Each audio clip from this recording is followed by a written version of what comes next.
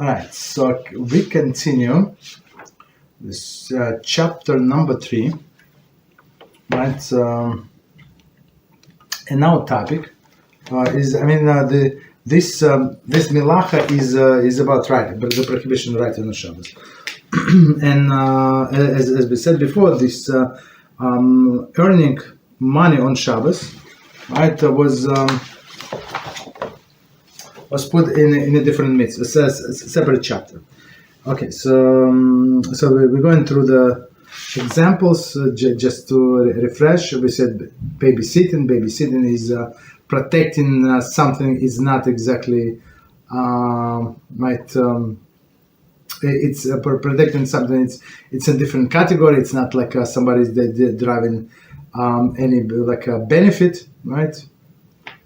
And then we said tutoring also. If a person prepared before class, if he had to buy some material, some books or something, or right, so all of these things. Waiters and cleaning help, we said also, in a sense, if they started before Shabbos or continue after Shabbos, also no problem. And as just to remind us, we can pay them as a one complete job, right? Meaning complete job, meaning like it's not like a person is working Monday, Thursday, Friday on Shabbos. No, it's not like that, right? Because it would be salary exactly for Shabbos. So it must be for Shabbos. They are included in other days. Meaning, if person is not going to work all of the days, right? All of the 4 days that we just mentioned, he's going to lose his money, right? Salary. So meaning, take it or leave it, right? And same for employer. If he said, I don't need you on Friday and Shabbos, okay, there is no problem, but he would be obligated to pay, right? So that's part of the same job. Okay, so and in case of the waiters, we said it's very simple. They have to come before Shabbos and set up things, and come after Shabbos and take the stuff, take the dirty dishes, the stoves, ovens, all of these beautiful things, right? So meaning if he's going to come on Shabbos but not before and after, so he might not get paid basically. So that's how we explain the waiters work, and cleaning help as well. Okay. So next situation is restaurants and caterers. Restaurants and caterers may charge for meals served on Shabbos, since the meals service involve pre-Shabbos preparation and expenses.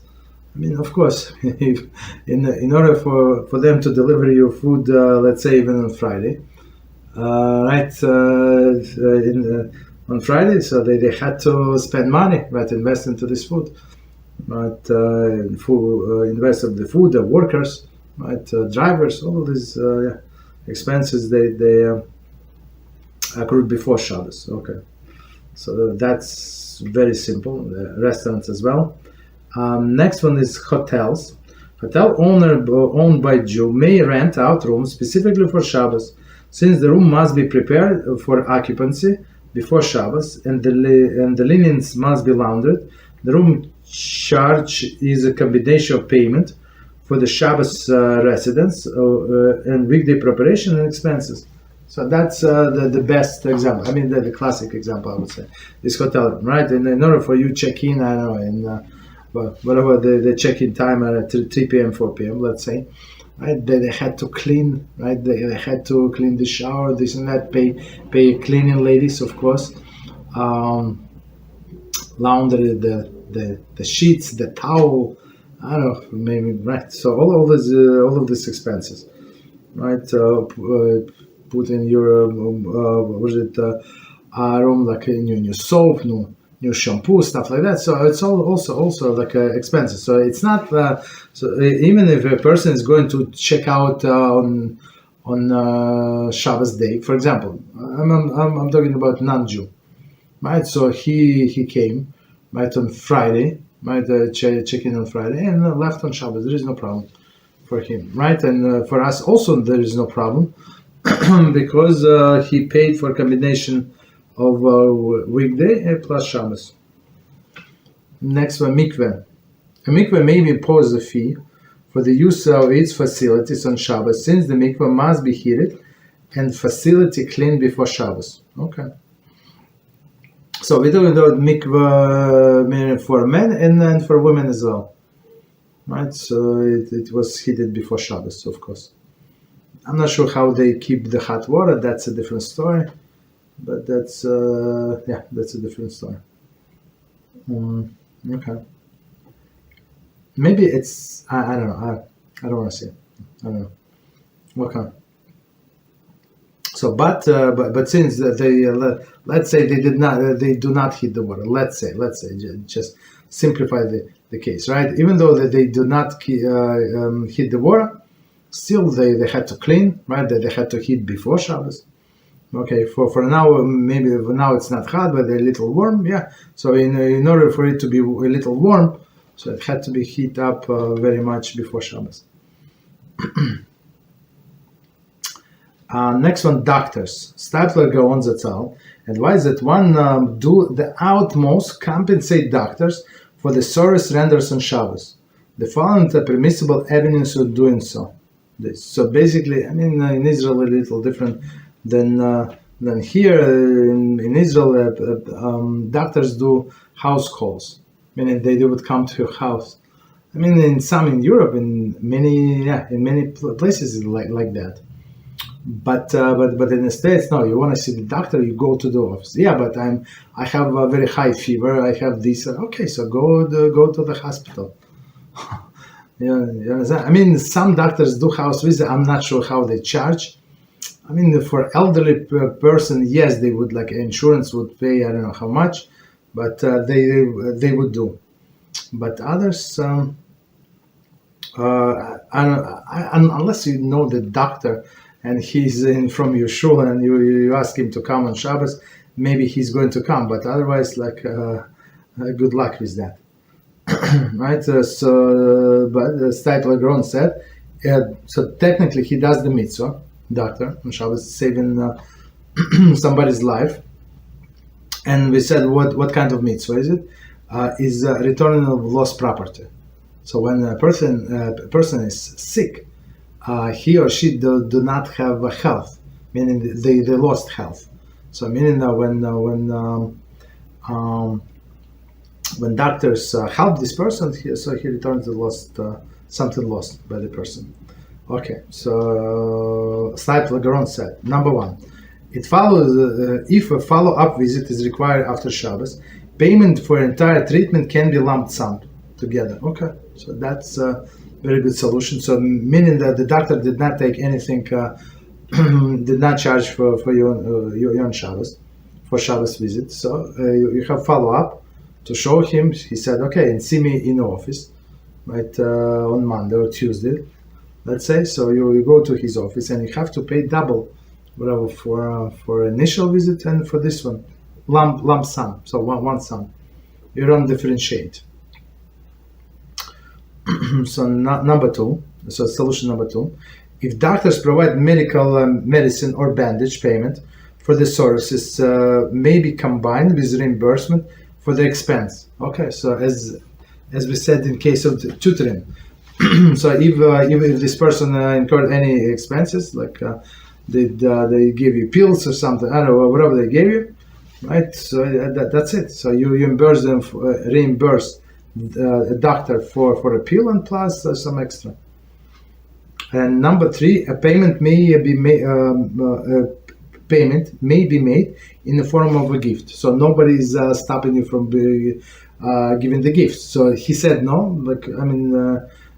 He writes about money initially on Shabbos, but you can give him a gift, right?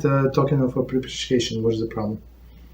Some poskim consider the rendering medical service to be a mitzvah and therefore permitted compensation in all instances, right? As we said before about counter and right about Bal Koreh, right? The one who reads from Torah, right? So there is opinion that for mitzvah you can pay on Shabbos. No problem. So next situation, earnings from a vending machine. I'm not sure how vending machines are, how they're popular today. Maybe yes, maybe no. But they used to be very popular, and many Jews own vending machines. Earning from the vending machine. Some poskim permit the owner of the vending machine to benefit from the money earned on Shabbos because the machine requires maintenance during the week and is stuck in the owner's expenses. So, very, very simple, straightforward explanation. So, and I would add, and we don't know how much money they actually were made on Shabbos. Right? Maybe, I don't know, maybe 10%, maybe 15%. Right? So people don't use, I'm not sure how often they come to stuff machine. I don't know. I guess that depends on the location. Right? Depends on the location. Okay. But if only once in several days, let's say he stopped in Thursday and then comes on Sunday, right? So you don't know. Okay, and plus, of course, he incurred expenses. He bought all of this stuff, so he can get the money back, like refund. Okay.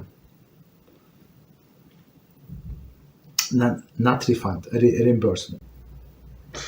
So we have continue on the first part of the melacha, or first part of the class when we're talking about vending machine. First question: do all products from vending machines owned by Jews have to be kosher, since he cannot derive any benefit from something forbidden to him? Something forbidden to him. Okay, that's a very good question. I think from there are only selected category of products that we're not allowed to derive benefit, right? But for example, meat and milk together. But is it something like this in a vending machine? I'm not sure. Maybe not. Like a hell of fat. But if it's only non-kosher meat, for example, not kosher chicken, I think you can derive benefit from that. There is no problem. What else? Like candy and gelatin? Can you derive the benefit from gelatin? I think so. Right? It's not in that category. So, and then plus people who buy, right? Let's say Jews. So that doesn't matter who owns that. First of all, most likely they would not know who owns it. So it's a vending machine. He wants candy. He wants drink or something, right? So they have to decide it's kosher or not kosher. Okay. Right. So it's there is no problem unless in all of the vending machine that I saw in my life, it's very simple. It's cookies, right? Some cookies, some candies, candy bars like other candies, and soda like the different water. That's it. So there is nothing like out of ordinary. And in place in my office, I think almost all of the product was kosher. I never bought them because it's chewing gum or something because it's very expensive, but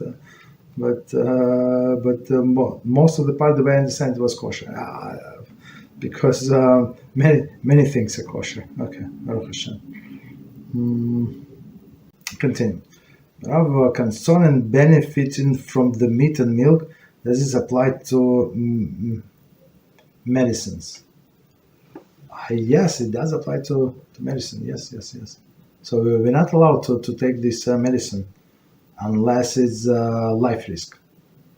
Right. So do I know these medicines? I don't. Like meat. You see this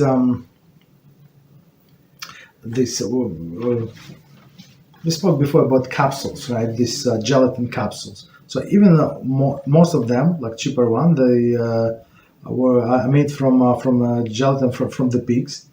But this they made this from sinews, I think, and bones. So it's not considered to be meat, technically. So according to some opinion, that's I'm not sure if I ever said it, but that's another leniency. It's not considered to be meat. Meat, like when meat, it means flesh, and this is not flesh. And people usually don't eat bones, and usually people don't eat sinews. You understand? So even if you have this peel, let's say, and you have some dairy inside, there is no problem. So it's not meat and milk together. And plus, it was not cooked. That it was not cooked, it would put the one inside the other. So me personally, I don't know any examples of medicine of meat and milk, but I don't say it does not exist. I just saying I never heard about it. Right? And okay.